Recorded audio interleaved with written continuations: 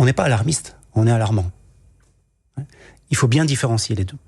Si on avait été alarmiste, ça veut dire qu'on aurait pris dans le domaine des possibles des évolutions climatiques les trajectoires les plus dures, les plus fortes. On n'a jamais fait ça. Et ce qu'on est en train de vivre aujourd'hui, c'est les trajectoires qu'on avait imaginées il y a 20 ans. Donc la communauté des climatologues n'est pas du tout surprise par la vague de chaleur qui arrive. Elle est effrayée. Elle est effrayée et dommage, on ne s'est pas trompé. Écoutez-nous. Écoutez-nous pour les 20 prochaines années. L'été 2022, avec un coût absolument incroyable. Il se chiffre en termes de PIB, un coût économique, un coût sanitaire, un coût agricole. Cet été 2022, il avait une chance sur 10 d'arriver en 2022. En 2050, c'est une chance sur 2.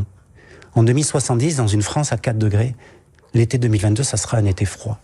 Ça veut dire que les canicules dans une France à 4 degrés, elles atteindront 50 degrés. Et 50 degrés, la forêt ne survit pas. Les rendements agricoles ne diminuent pas de 5%. Ils s'effondrent. Insécurité alimentaire ici.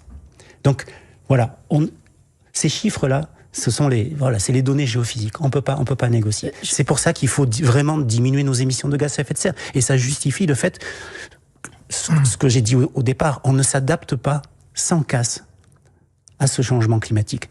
Et juste un dernier point sur la biodiversité et sur le ZAN aussi. On ne s'adapte pas à un effondrement de la biodiversité. Climat, biodiversité, c'est deux faces d'une même pièce. On ne s'adapte pas. C'est pas une question de budget, effectivement. Voilà, c'est pas une question de budget. On s'adapte pas à cet effondrement, on meurt avec. Parce qu'on est lié à cette biodiversité.